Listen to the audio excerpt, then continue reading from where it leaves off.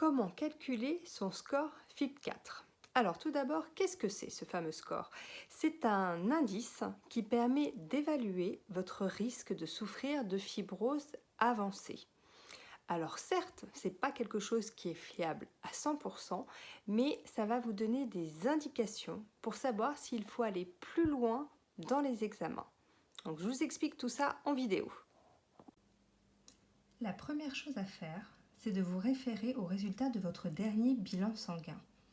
En particulier, cette rubrique qui porte sur les différentes enzymes hépatiques, au nombre de 4.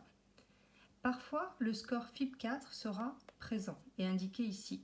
Certains laboratoires le font d'eux-mêmes ou c'est simplement que votre médecin prescripteur l'aura marqué sur l'ordonnance. Donc vous pouvez voir que dans mon cas, score FIB4, le résultat est de 1.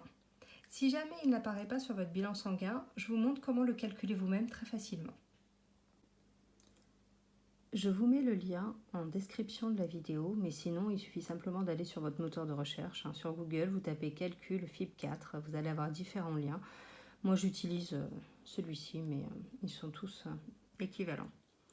Donc, vous remplissez les différents champs, votre âge, les plaquettes. Les plaquettes, vous les trouvez également sur votre bilan sanguin. Alors moi c'était pratique parce qu'elles étaient déjà en grammes par litre, donc j'ai juste à saisir 185. C'est parfois un autre dosage, vous avez des chiffres en 1000. Moi j'aurais eu par exemple 185 000, bref. C'est 185 là qu'il faut saisir. Vous saisissez vos azates et vos alates et vous n'avez plus qu'à appuyer sur calculer et ça vous donne le résultat. Comment interpréter son résultat ? Donc si votre score est inférieur à 1,3, c'est très rassurant et indique que vous avez plus de 90% de chances de ne pas souffrir de fibrose avancée. Par contre, si votre résultat est supérieur à 1,3, je vous invite à vous rapprocher de votre médecin généraliste équipé de cette petite plaquette-là. Je vous mettrai le lien en barre de description pour que vous puissiez la télécharger, l'imprimer. Et comme vous pouvez voir, on vous explique la lecture du FIB4.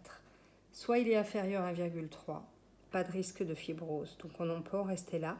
Par contre, s'il est supérieur à 1,3, il est important de pousser l'examen un peu plus loin pour en savoir plus, en faisant pratiquer une élastométrie. Soit c'est une échographie, parce que certains appareils échographes sont équipés de l'élastométrie, soit c'est ce qu'on appelle un fibroscan.